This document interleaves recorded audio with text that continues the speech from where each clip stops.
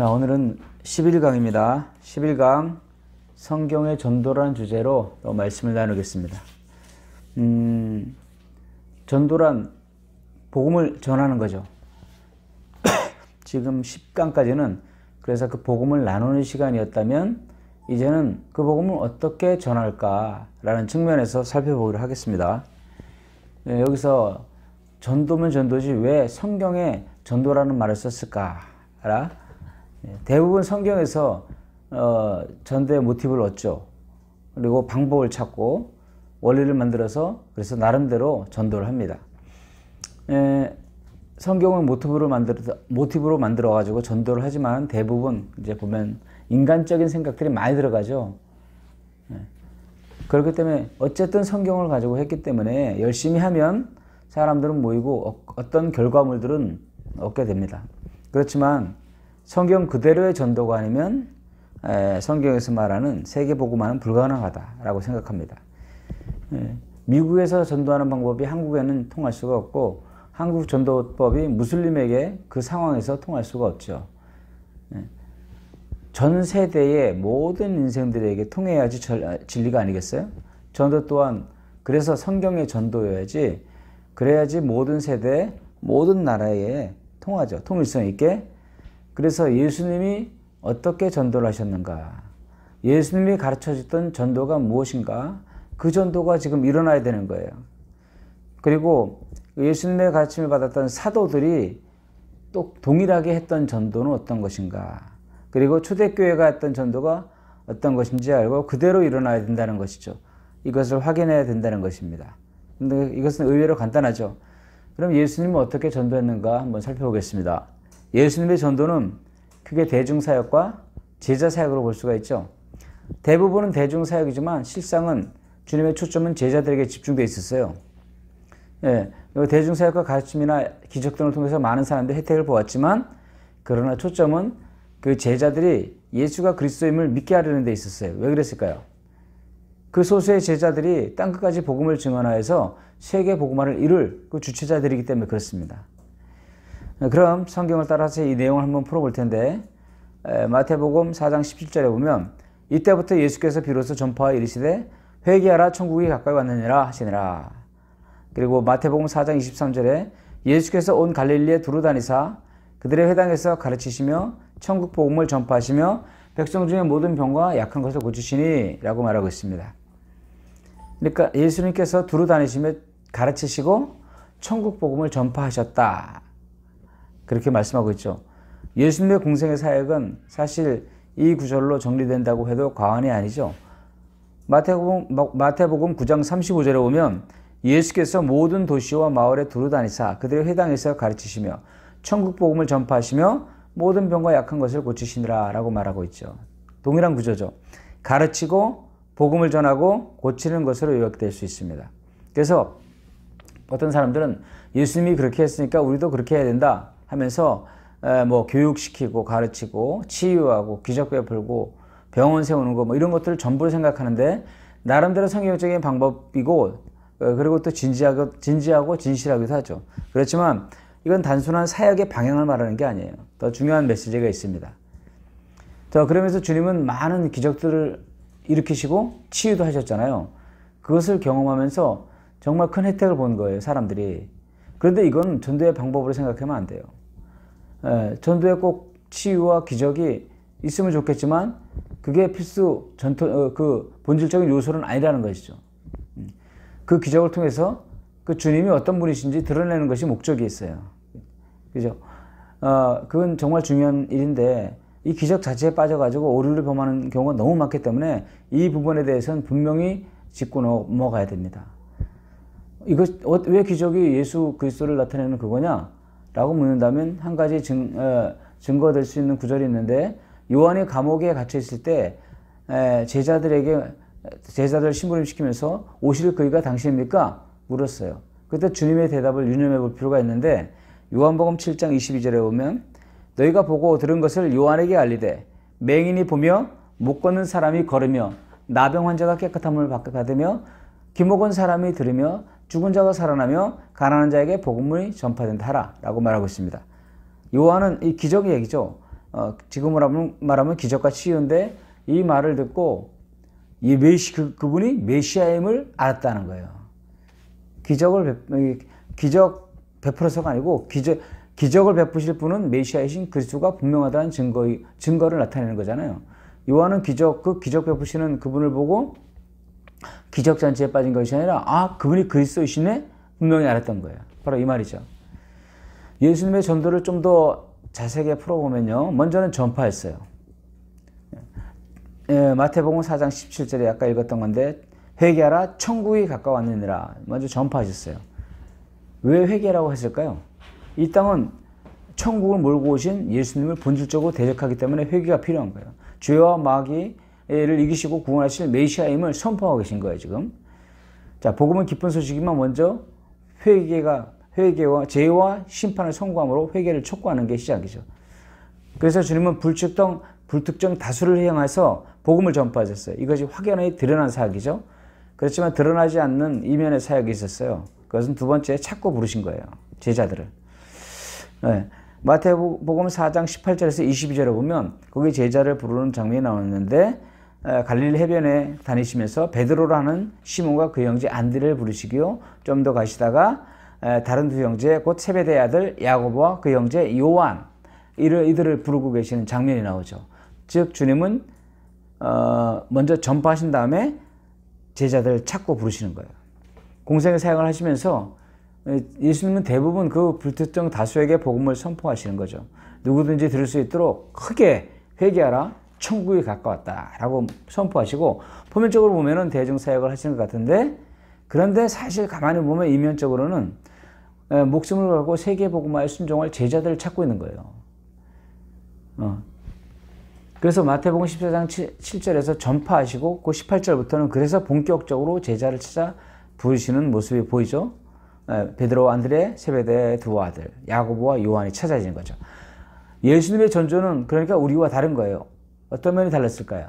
우리는 보통 한 영혼을 교회에 데리고 오는 데 집중하고 있어요. 왜냐하면 데려가서 우리 교회나 우리 단체에서 훈련시키는 데 초점을 두고 있기 때문에 그렇죠. 우리의 사역, 우리의 업적, 교회 성장이라는 배경이 많이 깔리는 것이 사실이에요. 그러나 예수님은 처음부터 그런 관점이 없고 전 세계를 살리려는 계획으로부터 시작하신 거예요. 우리가 완전히 시각이 틀립니다. 주님은 처음부터 전 세계 복음화를 염두에 두시고 전도하시며 제자를 찾는 거예요. 그 세계를 살릴 사람이 바로 제자들이기 때문에 거기에 집중한 겁니다. 나중에 보세요. 환란이 닥쳤을 때 다 떠나갔어요. 그렇지만 어쨌든 제자들도 비겁했지만 남았고 그 소수의 제자가 하나님의 영이 임하여서 세계복음화에 뛰어든 거죠. 한 영혼을 사랑하는 것 중요한데 이것이 왜 세계복음화에 집중하는 것과 정확히 이것이 왜 다른 이야기일까요? 다른 이야기가 아니라는 거죠. 한 영혼에 집착하지 않았었어요, 주님. 그러나 왜냐하면 온 세계의 복음화에 시선을 가졌기 때문에 대중적인 사역이 주로 사역으로 보이지만 사실은 제자에 집중한 것이다라는 거죠. 복음을 전파하시면서 제자를 찾고 부르신 다음에 그 다음에 뭘 했을까요? 가르치는 사역을 했어요. 제자들을 데리시고 주님은 대중들 앞에서 설교하셨어요. 그런데 대중들 대부분은 가르침을 받았냐? 안 받았어요. 가르침이 그들에게 유익되지 못했어요. 그것을 다 알고 계시면서도 대중사역을 하시는 것을 볼 수 있어요. 그런데 실상은 그 가르침은 제자들을 위한 것이라고 해도 과언이 아닌 거예요. 때로는 개인적으로, 때로는 12명에게 끊임없이 가르치기도 하셨어요. 가르침의 목적이 분명하죠. 그분이 하나님의 아들 그리스도라는 것을 믿게 하려는 가르침이에요. 그 제자들에게 이 복음이 올바로 알려지고 성경이 올바로 읽혀져서 올바로 믿어져서 올바르게 전하는 증인되게 하시려는 것에 집중하셨단 말이죠. 그런 측면에서 보면 기적과 치유를 계속 일으키신 것도 그런 측면이에요. 예수가 그리스도이심을 알게 하시려고. 많은 사람들은 육신적 혜택은 받았지만 믿음의 혜택은 제자들이 받은 거예요, 사실. 자, 그러면 예수님의 전도 방식은 바로 전파하시고 가르치시고 치유와 기적 등으로 결국 그것을 통합해서 보면 그것이 다 제자 훈련이었다는 거죠. 심지어 바리새인들과의 논쟁을 통해서도 실상 제자 훈련을 하고 계셨던 거예요. 특별히 성경을 풀어서 끝없이 가르치시는데 그 핵심은 바로 예수가 그리스도이심을 알고 믿어 온 세상에 전하는 데 목적이 있었습니다. 자, 그러면 이제 예수님이 아까 언급했는데 주님이 제자들과 함께 따로 있을 때 무슨 메시지를 전했을까요? 이거 굉장히 중요하죠. 누가복음 24장 44절에 보면 이르시되 내가 너희와 함께 있을 때에 너희에게 말한 바 곧 모세율법과 선지자의 글과 시편에 나를 가리켜 기록된 모든 것이 이루어져야 하리라 한 말이 이것이라 하시고 이에 저희 마음을 열어 성경을 깨닫게 하시고 또 이르시되 이같이 그리스도가 고난을 받고 제3일에 죽은 자 가운데서 살아날 것과 또 그의 이름으로 죄사함을 얻게 하는 회개가 예루살렘에서 시작하여 모든 족속에게 전파될 것이 기록되었으니 너희는 이 일의 증인이라고 말하고 있습니다. 예수님 앞에 3년 동안 합숙훈련을 했잖아요. 제자들이. 근데 얼마나 많은 말을 했겠어요. 그렇지만 그 대부분 이야기들이 남아있지 않다고요. 그런데 너무나 분명한 사실은 제자들과 예수님이 함께 있을 때 무슨 사역을 했을까? 이게 굉장히 중요하잖아요. 율법과 선지자의 글과 시편에 자기에 대한 것을 가르치셨다고 기록하고 있어요. 제자들과 있을 때, 따로 있을 때. 이게 핵심이에요. 이게 가장 핵심적인 부분이에요. 다른 거 안 가르쳐요. 아니, 안 가르쳤어요. 기적이나 치유에 대해서 가르치신 게 아니에요. 주님은 이렇게 말씀하신 거예요. 예를 들어서 야, 이 부분은 동전에 대한 탄생 기록이야. 이 부분은 메시아에 대한 것이고 성경에 쓰인 대로 고난과 죽음과 부활이 일어날 것이라고 내가 말하지 않았냐. 그리고 이 회개가 모든 족속에게 증언될 것이라고 기록된 건 내가 말하지 않았더냐. 너희가 바로 이 증인이다. 이렇게 말씀하신 거예요. 그때 당시에 제자들과 함께 있을 때 따로 예수가 그리스도라는 사실에 집중해서 가르치셨다는 거예요. 성경을 풀어서 자신에 대한 얘기를 계속하신 것이죠. 정리해 본다면 예수님은 공생의 기간에 대중적인 사역을 대부분 하신 것 같죠. 그리고 십자가에 죽으시고 부활하셨어요. 그런데 이 모든 것들을 통해서 사실은 제자들에게 예수가 메시아임을 알고 믿게 하시려는 것이 있었어요. 그래서 제자들이 믿고 증인되어서 온 세계를 복음화하는 일을 하게 하시려고 하신 거예요. 그러니까 결국 주님의 핵심적인 사역은 제자를 찾아 성경을 가르친 거예요. 그래서 믿어 세계 복음화에 순종하게 하시려고. 예수님의 그 전도를 요약해 보자면 먼저 제자를 찾고 그 다음에 제자들에게 복음을 증언하신 거죠. 정말 사람들은 물을 수 있어요. 정말 예수님이 그렇게 전도한 게 확실해요? 그렇게 묻는다면 예수님이 친히 전도에 대해서 말씀하신 특별히 마태복음 10장과 또 하나는 누가복음 10장인데 친히 주님이 말씀하신 거예요. 이걸 굉장히 주목해 보아야 되거든요. 마태복음 10장에는 12 제자를 보내시면서 하신 말씀이에요. 10장 5절을 보면 예수께서 12를 보내시면 명하여 이르시되 7절 가면서 전파하여 말하되 천국이 가까웠다 하고 11절 어떤 성이나 마을에 들어가든지 그 중에 합당하는 데를 찾아내어서 너희가 떠나기까지 거기서 머물라. 그리고 12절에 보면 또 그 집에 들어가면서 평안하기를 빌라 라고 말하고 있습니다. 자, 지금 5절부터 봤는데 그 4절까지에는 12 제자들의 이름이 쭉 나오면서 5절부터는 파송하시면서 어떻게 전도해야 되는지를 주님이 알려주고 계시죠. 자, 우리가 전도를 생각할 때 보통 지금 개념의 전도를 생각할 때 무슨 고민을 할까요? 보통 사람들은 첫째 누구에게 갈까? 이게 고민이에요. 두 번째 가서 뭐라고 말할까? 이게 고민이에요. 그러니까 전도를 하고 싶어서 안달이 것보다는 이런 고민으로 주저하는 것이 사실이라고요. 일단 나가면 보면 사람 인상 보고 사람이 안 받을 것 같으면 안 가요. 그죠? 그리고 뭐 이렇게 몇 사람 막 모여있는 사람들에겐 더욱 가기 싫어. 그래서 그 사람이 이렇게 말로 해서 아니면 힘으로나 싸워가지고 이길 수 있는 상대를 고르는데 주로 할머니, 어린이들 뭐 이런 아이들을 상대하죠. 네? 근데 생각해 보세요. 할머니들이 얼마나 복음을 안 받는지 모르는 거예요. 그렇게 사람 없는 곳을 찾아다니다가 그냥 시간 때우다가 고민하다가 오기도 하고 행여나 한 사람 영접하면 굉장히 뭐 그냥 어깨 힘 들어가고 막 그렇게 자랑하고 떠버리는 거죠. 근데 이렇게 받는 사람을 찾았다 그래. 근데 더 보면은 전할 내용이에요. 듣는다는 사람이 있어도 그게 고민인 거예요. 전할 내용이 정확하지 않으니까 뭐 날씨부터 물 한 잔 달라는 것부터 정치 이야기서부터 뭐 자기 간증까지 그냥 뭐 각양각색이죠. 그러니까 전도법이 각양각색이에요. 뭐 고구마 전도, 진돗개 전도, 오이코스 전도, 뭐 이런 모든 전도법들이 있는데, 예, 그런 것 자체가 나쁘다는 게 아니에요.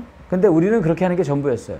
그런데 지금 마태복음 10장 12제자를 파송하시면서 어떻게 하는 전도를 하는가를 알려주시는데, 그것 딱 보면 이 우리가 지금 하는 모든 전도를 한 방에 딱 깨버리는 거예요. 전도의 개념 자체가 틀렸어요. 우리가 지금의 개념으로는 절대 이해가 안 되는 그런 성경의 전도가 나오는 거예요. 마태복음 10장 5절 이하에는 아까 읽었듯이 이스라엘 내에서만 전도하라 이렇게 명령하시고, 7절에 가면서 전파하여 말하되 천국이 가까웠다라고 말하는 거예요. 8절에 보면 병든 자를 고치며 죽은 자를 살리며 나병 환자를 깨끗하게 하며 귀신을 쫓아내며 너희가 거저 받았으니 거저 주라 라는 말씀을 하고 있어요.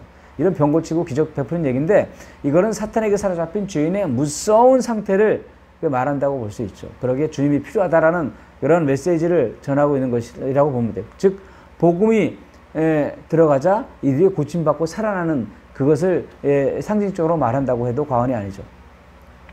만일 병든 자를 고치고 귀신을 쫓아내는 것이 전도다라고 말하면 그렇게 할 사람이 누가 있어요? 그런 전도할 사람이 요즘. 그게 아니라는 거죠. 이것이 가능하냐 아니냐를 논하려고 말고 전도의 본질적인 측면에 초점을 맞춰보자 이거죠. 자, 핵심적인 부분은 먼저 첫째, 천국이 갖고 왔다라고 선포하는 거예요. 그리고 둘째, 어딜 가든지 합당한 자를 찾으라는 거예요. 그리고 찾았다면 그 집에 머무르라는 거예요. 이게 핵심이에요. 어떤 마을에 들어가든지 반드시 합당한 자가 있다는 거예요. 즉 구원 얻을 자가 있다는 말이에요. 이것이 핵심이란 말입니다. 영생을 얻기로 작정된 자는 다 믿더라 라고 말하고 사도행전 13장 48절에 말씀하고 있거든요. 그 마을에 영생을 얻기로 작정된 자가 있어요. 그리고 사도행전 18장 10절에 보면 이 성중에 내 백성이 많음이니라 주님이 말씀하셨어요. 그들을 찾으라는 거예요. 그들을. 그러면 어떻게 그 합당한 자를 찾을 수 있을까요? 12절에 보세요. 그러면 거기에 보면 그 집에 들어가면서 평안하기를 빌라. 13절에 보면 그 집이 이에 합당하면 너희 빈 평안이 거기 임할 것이요. 만일 합당하지 않으면 그 평안이 너에게 돌아올 것이라 라고 말하고 있습니다. 14절에 보면 누구든지 너희를 영접하지도 아니하고 너희 말을 듣지도 아니하거든 그 집에나 성에서 나가 너희 발에 먼지를 떨어버리라 라고 말하고 있어요. 이걸 풀어서 설명해 보자면 먼저 둘씩 가면서 회개하라 천국이 가까웠다 라는 식으로 계속 전파하라는 거예요. 그 마을의 모든 사람이 거의 듣도록. 그런 다음 뭐하냐면 둘이서 집집마다 가가고 방문하면서 평안하십니까? 물으라는 거예요. 안녕하세요. 이게 끝이에요. 회개를 선포해. 그런 다음에 문을 두드려. 그리고 평안하냐? 이렇게 물으라는 거예요. 이게 무슨 말일까요? 듣는 사람의 관점에서 보면 갑자기 두 청년이 나타나더니 회개하라고 천국이 가까웠다고 하는 거예요. 근데 대부분이 이상한 사람 취급하죠. 미친 사람 취급하고. 그런데 그 사람들이 지금 가가호를 방문하면서 문을 두드리는 거예요. 준비가 안 된 사람은 그냥 문을 닫아버리죠. 대부분 안 받을 거예요. 그런데 그 중에 회개 선포를 할 때부터 뭔가 울림이 되고 궁금해하던 사람도 있을 수 있단 말이에요. 그런 차에 그 회개를 선포하던 사람이 자기 문을 두드리는 거예요. 그럴 때 들어오세요 이렇게 되는 거예요. 예수님은 그 안에 몇 명만이 아니라 그 택함 받은 모두를 구원받기를 원하시거든요. 그것을 위해서 마을 전체를 살릴 사람, 그 사람을 합당한 사람이라고 그러는데 그 사람을 찾으라는 거예요. 여기에 집중하라는 거예요. 많은 전도지를 돌리는 게 목적이 아니라 그게 누군지 어떻게 아냐? 그러니까 누구든 들을 수 있게 회개하라 천국이 가까웠다고 표를 내라는 거예요. 개별적으로 확인을 하라는 거예요. 당신의 복음 받기로 작정된 사람인가요? 문을 열면서 안녕하십니까? 이런 식으로 꼭 이런 방식으로 하라는 것이 아니라 그런 원리로 하라는 거죠. 하나님이 그 마을과 진력을 살릴 수 있는 합당한 자, 즉 제자를 주셨다는 거예요. 그러니 그것을 믿고 순종하라는 거예요. 키는 그 제자를 찾는 거예요. 그런데 그 제자가 누군지 모르는데 어떻게 찾을까요? 복음을 전해보면 안다는 거예요. 복음을. 그래야 합당한 자, 준비된 자가 반응한다는 거예요. 회개하라, 천국이 가까웠다라고 노골적으로 드러내고 그 다음 확인을 하는 거예요. 핵심은 회개하라고 소리 지르는 것도 아니고 문 들이대는 것도 아니에요. 거기에 합당한 자를 찾는 거예요. 그게. 그에게 주목하라는 거예요. 그래서 11절을 보면 어떤 성이나 마을에 들어가든지 그 중에 합당한 자를 찾아내요. 너희가 떠나기까지 거기 머물라 라는 거예요. 다른 데 가지 말라는 거예요. 많이 전도하려고 또 다른 데 가서 막 하지 말고 그 합당한 자 한 사람이 중요하니까 그 사람에 집중하라는 말이에요. 그 사람이 마을을 살릴 사람이니까. 누가복음 24장에서 주님이 성경을 풀어서 말할 때 제자들이 가슴이 뜨거워졌잖아요. 즉 합당한 자에게 그렇게 복음을 계속 전하라는 거예요. 그러면 그 사람이 그 복음을 받고 그 마을을 살려낸다는 거죠. 자, 그러면 이제 누가복음 10장을 보겠습니다. 여기서는 70 제자를 파송하는 장면이 나오고 있어요. 70인을 둘씩 보내시면서 말씀하시죠. 추수할 것을 맡되 추수할 일꾼이 부족하다 하신다. 추수할 일꾼을 보내달라고 말하라. 이렇게 주님이 말씀하시죠. 전도에 보면 그 말이 뭔지를 우리가 이해할 수 있는데 수많은 때로는 이해가 안 돼. 이 말이 우리나라만 해도 지금 뭐 1000만이야. 작게는 800만이라는데 800만의 교인이 있단 말이야. 추수할 일꾼이 많아. 근데 전도를 나가보면 사람이 영접을 안 해. 추수할 것들이 없어. 이렇게 보이는데 주님은 거꾸로 말씀하셨어요. 아니, 추수할 게 많아. 대신 추수할 일꾼이 없어. 우리가 완전히 우리가 거꾸로 생각하고 있는 거예요, 지금. 이게 무슨 말이냐면 주님이 말씀하신 대로 하라는 일꾼이 적다는 거예요. 그러면 주님이 어떻게 하라고 하셨는지 봅시다. 여기 3절에 보면 누가복음 10장 3절에 보면 내가 너희를 보내는 것은 양을 이리떼에게 보내는 것과 같다라고 말하는 거예요. 안 받는단 말이죠, 대부분. 4절에 보면 전대나 배낭이나 신발을 가지지 말고 길에서 아무에게나 문하지 말라라고 말하고 있어요. 어떻게 보면 그런 것들은 공급해 줄 사람이 있으니 있다는 암묵적인 말씀이잖아요. 동네 사람과 잡담하려고 하지 말고 잘 보려고 하지 말고 아무에게도 말하지 말고 그냥 적진으로 들어가는 느낌으로 막 이렇게 하는 느낌이 들죠. 10장 5절에 보면 어느 집에 들어가든지 먼저 말하되 이 집이 평안할지어다 라고 말하는 거예요. 즉 평안을 받을 자가 있다는 거예요. 합당한 자 그를 찾기 위해서 그러는 거예요. 그 평안을 받을 사람이 있다는 전제하에 그렇게 하는 거죠. 그리고 6절에 보면 만일 평안을 받을 사람이 거기 있으면 너희의 평안이 그에게 머물 것이요 그렇지 않으면 너희에게 돌아오리라. 평안을 받을 사람은요 마태복음 10장에서 말하는 합당한 자의 다른 표현이에요. 그가 받으면 그에게 그 평안이 임하고 안 받아도 상관없어요. 왜요? 전도자에게 돌아오거든. 손에 댈 게 아무것도 없어요. 7절에 보면 그 집에 유하며 주는 것을 먹고 마시라. 이 집에서 저 집으로 옮기지 말라. 똑같은 말이죠. 그 사람이 지역을 살릴 사람이기 때문에 택해놓은 사람이니까 주님이 거기서 뭘 하냐? 9절에 보면 거기 있는 병자들 고치고 또 말하기를 하나님의 나라가 가까이 왔다 하라. 병자를 고치고 기적잔치 벌이는 것이 아니라 하나님 나라가 가까웠다. 여기에 초점이 있는 거예요. 복음을 선포하라는 거죠. 복음을 가르치라는 거죠. 계속 증거하라는 거죠. 성경을 들어서 복음을 증거하라는 말이죠. 이 사람이 창세전에 그 마을을 살리기 위해서 예비된 평안의 사람이기 때문에 그래요. 그 한 사람에게 집중하는 것이 여러 사람 만나 영접 기도 시키는 것보다 훨씬 성경적이라는 거죠. 만일 영접하지 않거든 걱정하지 말래요. 실망하지 말래요. 그냥 먼저 떨어버리고 나오면 돼요. 사정할 필요가 없다는 거예요. 그냥 쿨하게 돌아서라는 말이에요. 왜요? 받을 사람이 따로 있으니까. 심플하잖아요. 누구에게 전할지 무엇을 말할지 모르고 전도지를 돌리는 것과는 꽤 다르죠. 무작정 영접 기도 시키려고 애쓰는 우리와 삶을 다르잖아요. 합당한 자 찾는 거예요. 전도는. 평안을 받을 자 찾는 거예요. 없으면 먼지 털고 나오면 돼요. 억지로 잡아서 제자 훈련 시키려고 안 해도 돼요. 어떻게 찾냐면 전파에 보면 알아요. 다 알도록 표시를 하는 거예요. 우리 전도자입니다. 우리는 하나님이 택하신 평안의 사람 찾으러 왔습니다. 혹시 당신입니까? 뭐 이런 식으로 표시를 내고 일일이 확인하는 거예요. 확인 방법도 간단하죠. 그래서 몇 가지로 확인해서 반응 안 하면 아닌가 보다 하면서 발에 신을 떨고 나오면 돼요. 다른데 그 사람 준비되어 있으니까.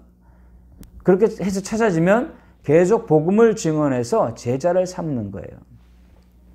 병원 같은 데서도 마찬가지고요. 또 전도지 주는 거의 목적이 아니에요. 전도지 주면서 뭘 하냐? 합당한 자를 찾는 거예요. 표시를 내는 거예요. 우리 전도지 주면서 우리 그리스도인이다. 표시를 내면 평안을 받기로 예비돼가지고 이렇게 반응을 하는 사람이 있어요. 대부분 찢어버린다고요. 버리든지. 이리떼들 같다고요. 근데 받아서 읽는 사람이 있어요. 이 사람에게 가서 복음을 나눠보는 거예요. 심지어 도서관에서도 가능하대요. 전도지 돌리면 대부분 막 기분 나쁘고 그러지만 버리거나 이렇게 꾸기지만 그 중에서 읽는 사람이 있다는 거예요. 그러면 그 사람 조용히 데리다가 이렇게 나누면서 복음을 나누고 증거해 보는 거예요. 내가 성과를 올려야 된다고 생각하니까 영접기도 많이 시키려고 하고 교회에 데려간다고 생각하니까 그렇게 접근하니까 꼬이는 거예요. 부담이 되고 얼마나 마음 안에 부담이 되겠어요. 그러니 전도가 사람들이 가서 사정하는 것이 되고 한번 들어주십시오 하면 구걸하는 것이 되어버리는 거예요. 그게 아니라 마을과 세계를 살릴 예비될 사람을 찾는데 집중하라는 거예요. 예를 들어서 통일부 아시죠? 구원파 아시고 그리고 왕국회관 알잖아요. 그 사람들이 어떻게 전도해요? 지금 이제 세상 안 믿는 사람들도 우리나라 같은 경우는 그 사람들이 다 이 이단인 거 다 안다고요. 근데 그들은 지치지도 곤비지도 않고 전도해요. 누가 저들의 말을 들을까 싶은데 근데 그 중에 듣고 미혹당하는 사람이 있단 말이에요. 그러니까 그들이 먹고 사는 거야.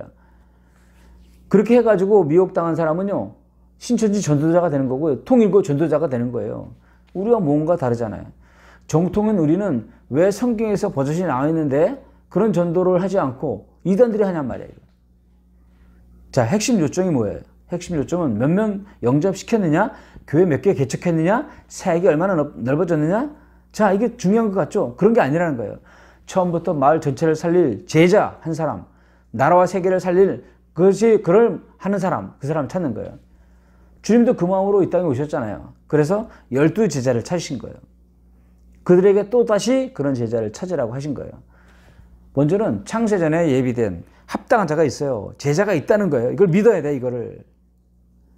막연하게 찾는 게 아니에요. 믿음으로 가는 거예요. 그리고 그러니까 둘로 요약할 수 있어요. 먼저 제자를 찾는 거예요. 그리고 그 제자에게 예수가 그리스도이심을 계속 성경을 들어서 증언해 주는 거예요. 복음을 전하는 거죠. 마태복음 13장에 보면 씨 뿌린 비유가 나오는데 이것은 좀 더 구체적으로 우리에게 이해를 도울 수 있습니다. 이것은 하나님 나라 비유이지만 전도적인 측면에서 살펴봐도 무난할 거예요. 4가지 밭이 나오죠. 거기에 씨를 뿌리는 거예요. 다. 그리고 길가밭, 돌짝밭, 가시떨기밭, 좋은 땅이 있는데 거기에 다 뿌리는 거예요. 이것은 나중에 사람의 마음밭이라고 말하고 있죠. 마음이라고. 4가지 땅에 다 뿌려보았지만 결국 어디만 열매 맺죠? 좋은 땅만 열매를 맺어요. 요지는 좋은 땅에 뿌려진 씨앗만이 열매를 맺는다는 거예요. 다른 데는 결코 열매를 맺지 못한다는 거예요. 그런데 그렇게 생각한다면 누가 좋은 밭 놔두고 다른 밭에 뿌리겠어요. 근데 좋은 밭인지 어떤 밭인지 모른다는 거예요. 이게 문제예요. 이때 좋은 밭인지 알 수 있는 방법은 딱 한 가지예요. 씨를 뿌려보는 거예요. 미리 이건 나쁜 밭, 이건 좋은 밭 이렇게 미리 예측하지 말고 씨를 뿌려보라는 거예요. 다 무조건. 그것 외에는 없어요. 그 이유가 뭐예요? 옥토를 찾기 위해서 좋은 밭, 그게 키란 말이에요. 그렇게 찾아주면 계속 복음을 증언하는 거죠. 자, 우린 지금까지 어떻게 전도를 생각해 왔을까요? 이 말씀을 어떻게 받았을까요? 이 씨 뿌리는 비유를. 예를 들면 길가가 옥토가 될 수 있다고 생각했던 거예요. 그래서 길가를 개간하고 돌밭에 돌을 깨고 가시떨기에 가시를 다 뽑아버리고 이렇게 해왔어요. 그렇게 힘든 거예요. 그건 제자훈련, 성경에서 말하는 제자훈련이 아니란 말이에요. 그들이 옥토가 안 돼요. 수십 년 훈련해도 열매가 없어요. 왜요? 좋은 밭이 아니기 때문에 애초에 이 훈련하는 것 자체를 다 나쁘다고 하는 것이 아니라 집중하라는 거죠. 제자에게. 옥토는 원래 옥토예요. 원래부터. 겉으로 봐서는 몰라요. 근데 옥토가 있다는 거야. 예를 들어서 한 지역에 들어가면 하나님이 준비하신 옥토들이 있어요. 그런데 그 옥토들을 찾을 생각을 안 하고 무조건 영접시키려고 하는 거예요. 막 그냥 중구난방. 아무데나 총을 막 쏘듯이. 그리고 우리에게 배당된 사람 몇 사람 가지고 씨름하느라고 소진해버려요. 그 사람들 데리고 성경 공부하고 각종 훈련을 시키는데 또 시키는데 나중에 진이 빠져요. 안 변해. 물론 그들을 무시하라는 것이 아니라 옥토를 찾는 일에 집중하라는 거예요. 이게 전체를 살리는 길이니까 지금 이런저런 교회의 전도 방법이 다 틀렸다고 하는 말이 아니라는 거 아시죠? 성경대로 좋은 밭을 찾는 일에 집중하라는 얘기예요. 예비된 제자들이 있으니까 그들을 훈련시키라는 거예요. 그게 제자 훈련이에요. 그들은 복음을 쏙쏙 빨아들인다고요. 빨아들이고 신경 써서 따라다니지 않아도 훈련 잘 받고요. 알아서 다 해요. 그러면서 열매를 맺는단 말이에요. 이게 성경의 증언이란 말이에요. 그런데 성경의 전도가 아니라 추수할 일꾼은 많은데 추수할 것이 없어 보이는, 그러니까 우리의 전도법으로 보니까 그렇게 보이는 거예요. 전도 쪽지 얼마나 주나, 몇 명 영접시키나, 몇 명 데려오나 이런 데 신경 쓰다 보니까 밖에 널려있는 추수할 합당한 자를 놓치고 있는 거예요. 지금 복음 가득한 교회에서 거기서 작은 교회에서 시작했는데 8년 만에 100여 교육이 열렸다 그랬잖아요. 다 이런 방식으로 한 거라고. 이런 방식으로. 이런 제자 찾기, 그리고 그 제자에게 복음을 증언해서 그 사람이 다시 그 지역을 살리고 나라를 살리는 그런 격이었죠. 각 지역에 예비된 제자가 있다는 거예요. 그것을 찾으러 가는 거예요, 우리는. 합당한 자가 있다는 믿음으로 가서 찾는 거예요. 그는 복음에만 반응한다는 거죠. 그가 찾아지면 사람 대충 교회에다 데려놓고 또 전도라고 하는 게 아니라 그를 끊임없이 그에게 복음을 증언해요. 성경으로서 예수가 그리스도임을 계속 증언하는 거예요. 그래서 그러면 이 사람은 지역과 열방을 살리는 그 사람이 되는 거예요. 마태복음 13장에 씨 뿌리는 비유뿐만 아니라 다른 비유들도 보면 동일한 메시지를 전하고 있는 것을 볼 수 있어요. 이게 중요한데 또 13장 44절 이하에 보면 밭에 감추인 보화의 비유를 보세요. 거기에 천국 비유지만 밭에 감추인 보화의 비유를 통해서 이것도 제자 찾는 것이라고 전도의 측면에서 봐도 이게 무난하죠. 소장농이 밭을 개간하다가 땅속에서 보화를 발견한 거예요. 그 보화를 갖는 방법은 딱 하나밖에 없어요. 사는 수밖에 없어요. 왜? 너무나 소중하기 때문에 그 보화가. 밭이 목적이 아니라 그 보화가 목적이에요. 볼 때는 쓸모없는 땅인데 그 밭에 보화가 감추어져 있다는 것이 핵심이에요. 그 보화를 살기 위해서, 그래서 보화를 얻기 위해서 모든 대가를 치르고 그 밭을 사버리는 거예요. 결국 그 보화를 얻고 말아요. 그 보화 찾기는 바로 그 보화가 제자란 말이에요. 보화 같은 제자를 찾는 거, 이걸 전도예요. 그 한 사람 대충 여기지 말고, 소홀히 여기지 말고 그 한 사람을 찾아 전부를 팔아서 그를 사란 말이에요. 그러면 제자 삼는 일이 벌어진다는 거지. 마태복음 13장 46절에도 극히 값진 진주 하나를 발견하며 가서 자기의 소유를 다 팔아 그 진주를 샀느니라. 똑같은 얘기예요. 상인이 그 값진 진주 하나를 찾기 위해서 그냥 모든 걸 다 팔아서 전국 방방 공고를 다니면서 그 보화 하나 찾는 게 목적이에요. 제자를 찾기 위해서 모든 대가 치르고 산과 들과 광야 도시를 둘러다니면서 회개하라고 외치고 가가호호 방문하면서 당신이 그 사람이냐 말하고 그러면서 찾는 거죠. 주님도 말씀하셨어요. 내가 온 건 잃어버린 자를 찾아 구원하러 왔다. 잃어버린 자가 있단 말이에요. 그가 바로 제자라고 말할 수 있죠. 값진 진주가 있다는 얘기예요. 주의 양이 있다는 거예요. 이렇게 안 하고 막연히 하니까 그렇게 전도가 부담이 되고 힘드는 거예요. 마태복음 13장 31절에서 33절 보면 또 비유를 들어 이르시되 천국은 마치 사람이 자기 밭에 갖다 심은 겨자씨 하나 같으니 라고 말하고 있습니다. 자, 이게 바로 하나님 나라의 원리예요. 그 겨자씨 하나가 뭐가 대단할까 싶은데 그 겨자씨 속에는 뭐가 있죠? 완전히 다 자란 큰 나무가 이미 들어있는 거예요. 그 안에. 그 겨자씨, 생명이 있는 겨자씨는 그렇다는 거예요. 제자가 바로 그렇다는 거예요. 그 겨자씨가 자라면 공중에 모든 새들이 와서 충분히 깃들일 큰 나무예요. 주님이 준비하신 겨자씨 같은 한 사람 말이에요. 그냥 한 사람이 아니라는 거예요. 그는 하나님 나라예요. 놀랍게도 그 안에 온 열방이 들어있는 거예요. 그 제자 하나에. 성경의 복음을 더욱 깨닫고 온 세계를 살리는 그 한 사람이라는 거예요. 그 사람이. 그 속에 있는 뜨거운 복음은 온 열방을 먹이는 생명의 양식이 되는 거죠. 그러니까 찔러보라는 거예요. 익었는지 알아보려면 찔러보면 되잖아요. 고구마 전도처럼, 감자 전도처럼 찔러보면 되잖아요. 뿌려보면 아는 거예요. 안 들어가면 아직 아닌가 보다 하고 발 털고 나오든지 원래 아니구나 이렇게 생각하면 돼요. 신경 쓰지 말고 먼지 털어버리고 또 다른 사람 찌르면 돼요. 반드시 있으니까. 쑥 들어가는 사람이 있으니까. 많은 숫자가 필요한 게 아니라는 거죠. 복음을 안 받는 자들에게 사랑이라는 이름으로 뭐 이렇게 매달리거나 사정할 필요 없다고요. 그거 영혼 사랑하는 거 다 아니까 단호하게 발에 먼지를 떨어버리고 나와요. 주님이 준비한 그 양을 찾으란 말이에요. 그 제자를 찾으란 말이에요. 추수하여 희게 되어졌다는 말을 써요. 열방이 지금. 추수하여 희게 되어진 밭을 보라고 주님이 말씀하고 있다. 그리로 가면 돼요. 제자가 필요한 거 우리에겐. 제자는 훈련시켜서 되는 게 아니에요. 찾아지는 거지. 그러니까 반드시 있어요. 그 사람 찾아서 이제 성경으로 예수가 그리스도라고 증언하고 훈련시키는 거예요. 대부분 우리는 지금까지 대중 집회를 통해서 많은 걸 일으키려고 해봤죠. 대중 집회 때 막 뜨겁고 막 병자가 낫고 막 거기에 헌신하고 이런 거 집중해 왔어요. 그런데 우리가 문제는 뭐냐? 그 지역마다 제자를 준비시켜 놓았다는 것을 믿지 못한 거예요. 이 성경의 말씀을 주목하지 못했던 거예요. 그러니까 지금 있는 사람들하고 막 몰라라 해가지고 막 사역을 넓히려고 하는데 거기서 그쳐버린 거예요. 그들이 진짜 제자가 찾아져가지고 그 제자가 진짜 제자로서 세계복음화를 이룰 수 있도록 이렇게 인도해 주지를 못했던 거야. 진짜 제자가 있었는데 그 사람도 엉뚱한 일을 시키고 있었던 거예요. 교회에 데리다가. 어떻게 하면 우리와 동역하는 동역자 만들까? 어떻게 하면 우리 교회 성장시킬 수 있는 전도왕 만들까? 이런 방식으로 접근을 하고 전도를 하니까 그냥 이런 현상이 일어나는 거예요. 계속 그냥 교회끼리 경쟁하고 단체끼리 경쟁 구도로 나누면서 나눠먹기 시기에 성경과 주님의 접근 방식과는 완전히 틀려버린 전도법이에요. 주님은 초점을 잃지 않으셨어요. 온 세상을 살릴 제자를 찾아내신 후에 성경의 복음을 계속 증언하셨다고요.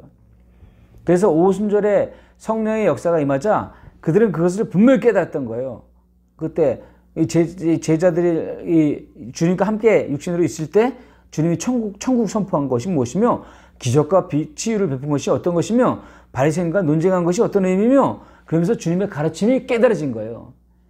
그렇게 깨달아지니까 진리가 깨달아지니까 복음이 돼서 타오르고 땅끝까지 나가서 복음을 증언했던 거예요. 그리고 그들이 나가서 뭐 했겠어요? 주님이 가르쳐 주신 전도대로 했겠죠. 제자들을 찾으신 다음에 파송하시면서 말씀하세요. 어느 마을이든 너희와 같은 제자들이 있다. 찾아라. 찾아서 그 집에 머물면서 내가 너에게 가르쳐준 그것을 지켜 행하게 하라. 제자들을 통해서 그 일이 또 수행되는 일이 벌어졌기 때문에 이렇게 복음이 증언되어졌던 거죠. 역사 속에서. 다시 요약해 보자면 성경의 전도는 크게 두 가지로 요약돼요. 먼저 제자 찾기예요. 제자 찾기, 즉 합당한 자 찾기, 평안을 받을 자 찾기예요. 즉 좋은 밭이라고 할 수 있죠. 다른 말로 하면 이걸 계시받은 자라고 말할 수 있습니다. 그들이 반드시 있음을 믿고 가라는 거예요. 어떻게 접근할까가 아니라 어떻게 찾을까 고민하면 돼요. 그리고 두 번째, 그들에게 성경을 풀어서 예수가 그리스도이심을 계속 증언해야 돼요. 복음을 계속 증언하란 말이에요. 이 사람은 이제 교회 왔으니까 이제 일시켜야지 이게 아니라 그들에게 계속 복음을 증언하는 거예요. 그러면서 이거 복음을 들으면 들을수록 진짜 제자는 가슴에서 뜨거워진다고요. 이게 예수가 그리스도라는 것을 아는 것은 인간 차원이 아니라 그러니까 계시의 차원이라는 거예요. 마태복음 11장 27절에 보면 내 아버지께서 모든 것을 내게 주셨으니 아버지 외에는 아들을 아는 자가 없고 아들과 또 아들의 소원대로 계시를 받은 자 외에는 아버지를 아는 자가 없느니라고 말하고 있습니다. 누가복음 10장 22절도 마찬가지 말씀이에요. 성령께서 역사하셔야만 이 복음을 계시로 받을 수 있다는 거예요. 그런데 아들의 소원이 없다면 절대로 불가능한 거예요. 아들의 소원대로 계시받은 자가 있다는 거예요. 합당한 자가 있다는 거예요. 평안을 받을 자 있다는 거예요. 알아먹는 자가 있다는 거예요. 그 외에는 복음을 받아들이지 않는다는 거예요. 갈라디아서 1장 12절에도 말씀하고 있잖아요. 이는 내가 사람에게서 받은 것도 아니요 배운 것도 아니요 오직 예수 그리스도의 계시로 말미암은 거다라고 말하고 있어요. 자, 사도 바울이 복음을 알게 된 것은요 훈련이나 노력이 아니었어요. 갑자기 1초도 안 걸려서 확 변해버렸어요. 하늘에서 소리가 나서 콱 꾹꾹거려지는 순간에 이전과 전혀 다른 사람이 돼버린 거예요. 그러니까 그 당시에 사도 바울에게는요 전 우주적인 일이 일어나는 순간에 이상한 것이 하나 있는데 함께 가던 주변 사람들 있잖아요. 그 사람들은 무슨 일이 일어나는지 전혀 모르는 거야. 이렇다니까요. 계시받을 자가 있다는 거예요. 그러나 나머지들은 모른단 말이에요. 아나니아에서 입장에 보면요 사도 바울에게 절대 전도 안 할 거예요. 믿는 자를 죽이러 오는데 해를 끼치러 오는데 어떻게 그렇게 하겠어요. 그런데 주님이 말씀하시죠. 이 사람은 내 이름을 이방인과 임금들과 이스라엘 자손에게 전하기 위하여 택한 나의 그리스도다. 즉 합당한 자란 말이죠. 평안을 받을 자란 말이죠. 계시받은 자란 말이죠. 결국 안수하자 비늘이 벗겨진 후에 제자들과 함께 여러 날을 머무르는데 그건 뭐 했겠어요. 그때 복음을 증언받았겠죠. 그리고 난 다음에 무슨 일을 했어요? 그가 곧 나가 예수가 그리스도임을 증언하여 많은 사람을 당혹해 하니라. 사람들이 당혹한 거예요. 예수를 박해하던 자가 예수 그리스도임을 증언하니까 저건 어떻게 저런 일이 일어났나? 이게 성령의 계시가 아니면 그렇게 일어날 수가 없다는 얘기예요. 즉 합당한 자라는 거예요. 마태복음 24장 14절에 보면 다 아는 구절인데 이 천국 복음이 모든 민족에게 증언되기 위하여 온 세상에 전파되리니 그제야 끝이 오리라 라는 말씀이죠.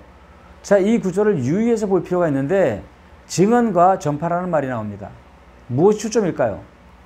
뭐가 더 핵심적인 목적이에요? 거기 보면 증언되기 위하여 전파된다고 말했죠. 이건 좀 차이가 있어요. 왜 전파냐? 증언하기 위해서. 증언이 목적이에요. 예수 이름이 온 세상에 전파되는 목적은요, 모든 민족에게 증언되기 위해서예요. 자, 증언이나 뭘까요? 증인이 법정에서 법원의 신문에 대해서 자기가 경험한 바를 그대로 진술하는 거예요. 그러니까 증언은 성경을 기준으로 예수가 하나님의 아들이심을 증거하는 것이에요. 증언은. 그렇죠? 쉽게 말해보면 어떤 단체는 그리고 어떤 교회는 우리나라가 이미 미국이나 우리나라는 복음화가 됐다고 말하고 있습니다. 그러니까 복음화 됐으니까 이제는 한 번도 예수 이름 들어보지 못한 미전도 종족이나 소수민족에게 가자라고 말하고 있어요. 그러면 복음화가 된다고 말하고 있어요. 즉 어떤 의미냐면 그들이 예수 이름을 다 들으면 세계복음화가 끝난다고 말하는 거예요. 이게 세계복음화일까요? 예수 이름을 사람들이 듣게 하는 게 세계복음화인가요? 자, 그렇게 보면 우리나라에는 예수 이름 모르는 사람이 있을까 없을까요? 저 시골 할머니들 다 알아요. 거의 없을 거예요. 그러니까 예수 이름을 안다고 복음을 아는 것이 아니라는 거예요. 어떤 사람은 야 예수 선포 전도하면 그 선포 전도하면서 예수 천당 불신조 이거 소중한 거 알고 있는데 그것이 바로 복음화가 아니란 말이에요. 그렇게 해서 아는 그렇게 해서 예수를 안다고 해서 복음화된 게 아니라는 얘기예요. 어떤 사람은 전국을 돌면서 그냥 이 전도지 돌리고 어떤 사람은 비행기 전도를 한대요. 비행기 타고 가면서 막 예수 그러면 사람들이 예수 얘기를 듣잖아요. 그러면 그게 복음화라는 거야. 자, 그렇게 따지면 우리나라는 이미 복음화 여러 번 됐어요. 자, 그러면 다시 한번 거꾸로 질문을 던져보면 우리나라 그러면 예수가 그리스도라는 복음을 증언받은 사람은 몇 프로나 될까요? 우리나라에서. 그렇게 따지면 1%도 안 될 수 있어요. 미국은 몇 프로나 될까요? 마찬가지예요. 전 세계는 예수 이름 자체를 아는 게 중요한 게 아니에요. 이스라엘에 가면 예수 이름이 그렇게 많대요. 그들이 예수 믿나요? 안 믿잖아요. 증인을 통해서 예수가 누구인 줄을 정확히 증언을 받는 것이 키예요. 이 복음이 그렇게 증언될 때야 예비된 제자들이 찾아지는 거예요. 드러나고.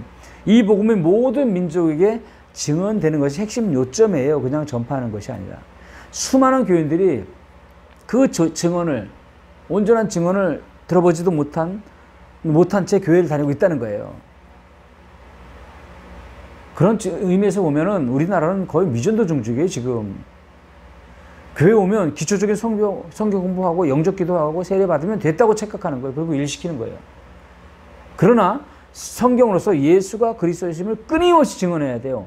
그들이 세례 받았어요. 그 이후에 또 일시키냐? 아니, 계속하여 예수가 그리스도임을 계속하여 증언하는 거예요. 그들이 제자라면. 그러면 그 사람은 세계를 살리는 사람이 되는 거예요. 계시받은 자는 그 증언을 계속 받으면서 어떤 현상이 벌어지냐? 가슴에 점점 불이 일어나는 거예요. 이것이 성경에서 말하는 전도입니다. 지금 성경에서 말하는 종말의 징조가 거의 다 일어났잖아요. 뭐 자연재해니 전쟁이니 뭐 전염병이니. 그런데 그러면 이젠 이 복음이 증언되는 일만 남은 거야. 이 복음이 증언되기 전에는 끝이 안 온다고 분명히 말씀하고 있거든요. 그래서 주님이 그 날을 가감하고 있는 거예요. 이 복음을 증언받기 하기 위해서. 이제는 그 복음이 급속하게 증언될 그 일만이 남았다는 의미가 되는 거예요. 그러면 준비되어 있던 나머지 합당한 자들이 반응한다는 것이 옥토가. 그러니까 제발 이제 주어진 인생과 부르심으로 다른 데 허비하지 말란 얘기예요. 이 아까운 진짜 제자들이 있는데 그 제자들을 데려다가 교회나 선교단체에서 엉뚱한 일을 시키고 있으면 어떻게 해요? 돌짝밭, 가시떨기밭을 붙들고 물질 투자하고 시간 투자하고 그렇게 애쓰고 있었어요. 그렇게 하지 말라는 거예요. 복음이 없는 것도 문제이지만 복음을 온전히 증언하지 못하는 게 큰일이에요, 지금. 그러니까 준비된 제자를 찾아야 돼요. 초대교회는 자기들끼리 표시가 있었잖아요. 익투스, 물고기 표시만 하면, 그것만 하면 제자들은 알아요, 바로. 당신 그리스도인이 안다고요. 요즘 동성애자들도 여기저기 숨어가지고 자기들끼리 표시를 내잖아요. 응? 동성애자 표시 딱 내면, 바로 동성애자들은 그렇게 자기가 동성애자라는 걸 이렇게 알고 서로 표시를 하잖아요. 하물며 이 땅에 예비된 자가 없겠어요. 표시를 하고 입만 열면 있는 거죠. 그 사람 있다면 반응하는 거죠. 그런데 문제는 일꾼이 없는 거예요. 그럴 일꾼이 추수할 것은 밖에 널려 있는데. 이런 증언을 분명히 해야 된다는 거죠. 자, 세례 요한도 증언을 했어요. 그가 대표적인 한 문장을 보면 요한복음 7장 1장 7절에서 8절을 보면 그가 증언하러 왔으니 곧 빛에 대하여 증언하고 모든 사람이 자기로 말미암아 믿게 하려 함이라. 그는 이 빛이 아니요 이 빛에 대하여 증언하러 온 자라 라고 말하고 있어요. 증언자라고 말하고 있어요. 세례 요한은. 그리고 그 뒤에 요한복음 1장 15절, 요한복음 1장 32절, 그리고 요한복음 1장 34절에도 아들을 증언했다. 또 요한이 증언해 가르쳤다. 이런 말로 요약하고 있어요. 사마리아 여인이 이 메시아를 만나고 어떻게 했어요? 이 예수가 그리스도다라고 증언하며 다녔다 그랬잖아요. 사도 요한은 어때요? 사도 요한은 요한복음 1장 24절에 보면 이 일들을 증언하고 이 일들을 기록한 제자가 이 사람이라 우리는 그의 증언이 참된 줄을 아노라 라고 기록하고 있어요. 요한일서 1장 2절도 마찬가지고요. 요한일서 4장 14절도 마찬가지고 계시록 1장 2절도 마찬가지. 증언하였다. 증언하노니 증언하여 이런 말로 요약된단 말이에요. 사도 요한도 마찬가지예요. 사도들은 어땠을까요? 사도들 또한 예수 그리스도의 십자가와 부활을 증언했다고 말하고 있습니다. 사도행전 1장 22절에 보면 항상 우리와 함께 다니던 사람 중에 하나를 세워 우리와 더불어 예수께서 부활하심을 증언할 사람이 되게 하여야 하리라 하거늘 라고 말하고 있습니다. 사도행전 4장 33절에 보면 사도들이 큰 권능으로 주 예수의 부활을 증언하니 우리가 큰 은혜를 받아 사도들 또한 성경을 가지고 예수가 그리스도이심을 증언하였다라고 말하고 있습니다. 그러니까 예수가 그리스도이심을 계시로 알게 된 자들은요 막을 것이 없어요. 박해 속에서도 우리가 보고 들은 것을 말하지 않을 수 없다라고 증언하게 돼 있다고요. 그러니까 이 진리를 계시받은 자는 결코 어떤 것도 막히지 않아요. 다른 얘기 하지도 않고 다 엉뚱한 사람들이니까 다른 얘기 하는 거예요. 제자들은 안 그래요. 다른 주제는 눈에도 들어오지 않아요. 이것이 바로 성경에서 말하는 전도란 말이에요. 예수가 그리스도이심을 증언할 때 바로 회개가 일어나고 살아났단 말이에요. 우리에게 말씀을 풀어주실 때 우리 마음이 뜨겁지 아니하더냐? 엠마오 마을로 가던 두 제자가 이렇게 말했잖아요. 그러니까 복음이 온전히 증언될 때 사람들이 준비된 사람들은요 합당한 자들은 불이 붙게 돼 있는 거예요. 예수 그리스도 불타는 거예요. 그래서 나라와 지역을 살리는 거예요. 막을 수가 없어요. 바울은 말할 때마다 그 복음을 증언하는 거예요. 계속 사울은 사도행전 9장 22절에 사울은 힘을 더 얻어 예수를 그리스도라 증언하여 다메섹에 사는 유대인들을 당혹하게 하니라 라고 말하고 있습니다. 그리고 여러 구절이 있지만 사도행전 20장 24절에 보면 내가 달려갈 길과 주 예수께 받은 사명 곧 하나님의 은혜의 복음을 증언하는 일을 마치려 하면은 나의 생명조차 조금 더 귀한 것으로 여기지 아니하노라 라고 말하고 있습니다. 단순한 전파가 아니에요. 단순한 선포가 아니었다고요. 증언했다고요. 그의 부르심을 한마디로 요약하면 예수를 그리스도라 증언한 거예요. 뭘로? 성경으로. 예수에 대해서만 말하던 사람이 누구죠? 아볼로. 성경을 왔다 갔다 하면서 예수에 대해서 자세히 말하고 가르치고 설교했던 사람이에요. 그러니까 뭐가 빠진 것 같아가지고 브리스길라와 아굴라가 그리고 아주 좀 가르쳤거든요. 그걸 들으면서 뜨거워진 거예요. 이 사람이 예비된 사람이었지. 아볼로가.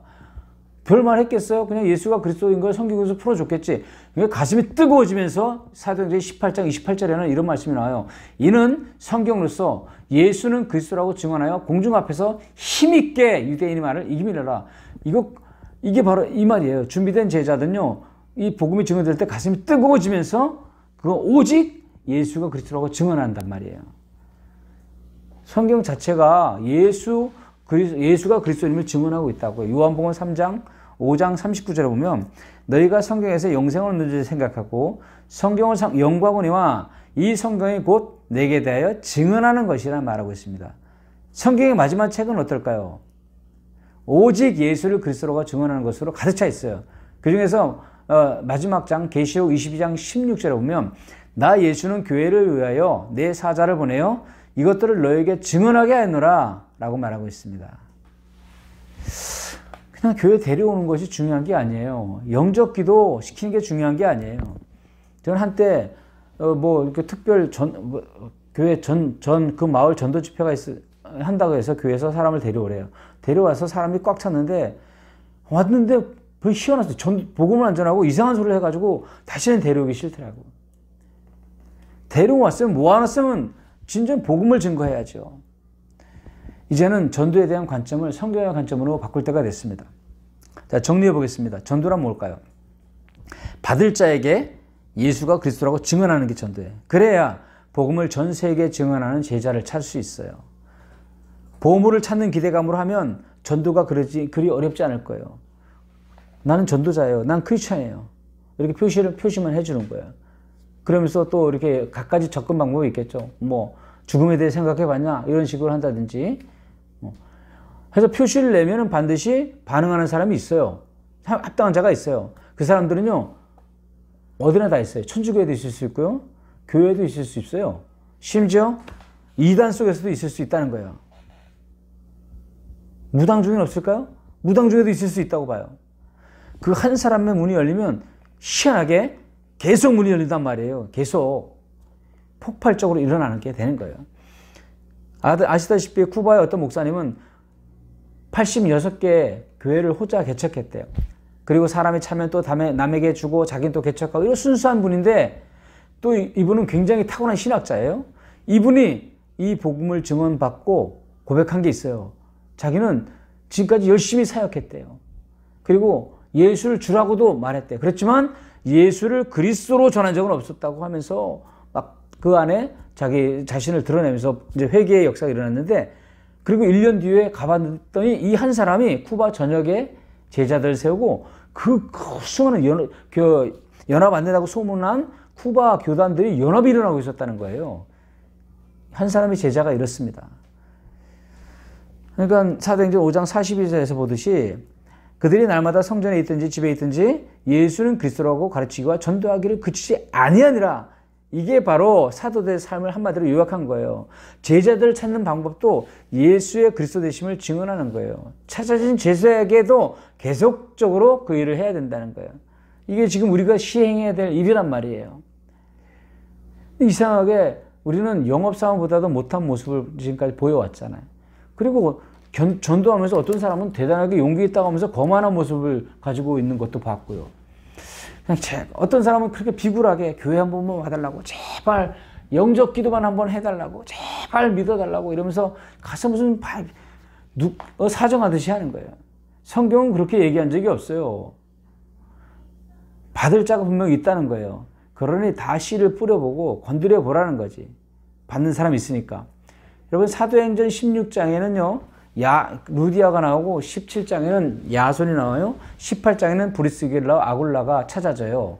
사도 바울에게 16장에 루디아를 통해서 무슨 교회가, 빌립보 교회가 세워지잖아요. 야손을 통해서 데살로니가 교회가 세워지잖아요. 브리스길라와 아굴라를 통해서 고린도 교회인가? 하여튼 그 교회가 세워져 가지고 바울과 함께 세계복음화를 이루는 아주 중요한 그런 역할을 감당하잖아요. 그 사람들이. 그러니까 이 복음을 받으면 그를 통해서 계속 문이 열리게 되어 있는 거예요. 많은 사역하려고 하지 말고, 바쁘게만 뛰려고 하지 말고, 바쁘더라도 이 제자 찾는 이 전도를 하란 말이에요.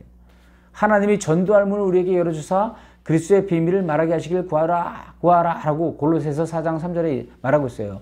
전도할 문이 있단 말이에요. 전도할 문.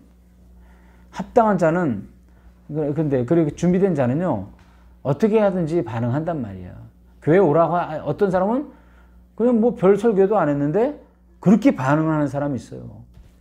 설교를 잘해서 아니라 준비된 사람은요 그냥 뭘 빨아들이듯이 막 빨아들인단 말이에요.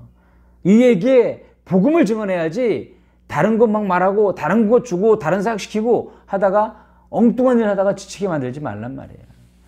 말을 못하고 논리적이지 않아도 준비된 자 합당한 자들은요 그냥 반응하게 돼 있어요. 갈급해 죽겠는 사람에게 야, 물 줄까? 이 한마디면 끝나잖아요. 제가 복음에 그렇게 갈급할 때 저기 복음학 그런 데가 있는데 가보실래요? 이 한마디에 그냥 확 반응해 버렸다니까요. 그러면서 이들이 복음을 증언하면 아 내가 그 사람 맞는 것 같다. 나 듣고 싶다. 이런 식으로 어떤 반응을 한단 말이에요. 그러면 이 복음을 증언해주고 성경의 전도를 알려주면 그 사람이 불이 되는 거고 세계 복음을 이루는 통로가 되는 거예요. 사람들은 말하죠. 우리 교회 성장하는 것, 10만 명 목표, 교회 10,000개 개척하는 것, 선교사 10,000명 파송 중요하다고 생각해요. 그렇지만 거기서 멈춰버리는 거예요. 성경의 전도까지 가지 않는 거예요. 모아서 다른 얘기 말고 예수가 그리스도이심을 증언해야 돼요. 우리는 세계복음화의 끝을 바라보고 가야 되잖아요. 선교 완성의 끝을 바라보고. 그러니까 선교 완성을 끝내려고 달리는 사람은 기본부터가 틀리다고요. 그러려면 결국 단체, 교단, 어떤 조직이나 매여가지고 각계 전투하려고 하지 않아요. 자기 색깔 내지 않는다고요. 100층 건물 짓는 것과 오두막집 하나 짓는 거 틀리잖아요. 100층 건물 지으려면 모든 장비, 수도, 유리, 철, 미장이, 측량사 다 있어야 되지만 오두막집 하나 지으려면 뭐 집에 있는 동생 하나 데려다가 뚝딱뚝딱 하면 2, 3일이면 짓잖아요. 세계 복음화를 우리 세대에 이룬다. 그런 것은 지금까지 전도 방법에서 빨리 과감하게 벗어나야 돼요. 교단 중심, 교파 중심의 사역에서 벗어나야 돼요. 성경의 복음을 가지고 성경의 전도를 통해서만 가능하다는 거예요. 그래서 제자들을 찾는 이것을 통해서 가능하다는 거예요. 나는 그리스도인이요. 나는 목사요. 나는 선교사요. 이 지역에 세계를 살 사람이 있다고 해서 찾으러 왔는데 혹시 당신입니까? 이렇게 말할 때 99% 미친인가 취급하겠죠. 그러니까 다수의 반응에 놀라지 말라는 말이에요. 제자가 있으니까 그 소수의 제자를 찾기 위해 많은 반대를 당하는 것은 가치가 있어요. 포기하면 안 돼요. 어디에 언제 제자가 숨겨 있을지 모르기 때문에 계속 시도해야 돼. 이런 과정을 통해서 100여 개국이 열린 거 아닙니까? 8년 만에. 성경의 복음을 증언받아 본 적도 없고 증언해 본 적도 없는 자들이 무수해요. 더 놀라운 것은 사역자들이라고 하는 사람들, 목회자들, 선교사들 중에도 무수하단 말이에요. 성경의 전도가 뭔지도 들어본 적이 없어요. 재림 끝이 아니기 때문에 교회 성장, 사역 성장 위한 그런 이전의 전도 방식으로 가득 차 있어요. 열심과 열정이 모자란 게 아니에요. 정확하게 알지 못한 거예요. 끝이 없는 거예요. 그리고 정확하게 믿지 못한 거예요. 사도행전 1장 8절에 복음을 가진 자는 반드시 땅끝까지 증인되리라고 하는 이것은 하나님의 의지예요. 내가 반드시 이 증인을 준비해 놨다 이 말이에요. 그러니까 추수할 것이 많다. 황금어장이다 라는 말. 땅끝까지 황금어장이야. 세계가 나의 교구야. 찾아라 말이에요. 준비된 자, 계시받은 자, 합당한 자를 찾아라 라는 말이에요. 즉 재림 언약을 붙들고 세계 복음화의 끝을 바라보면서 예수가 그리스도임을 증언하여 제자를 찾는 일, 이것이 전도입니다. 아멘.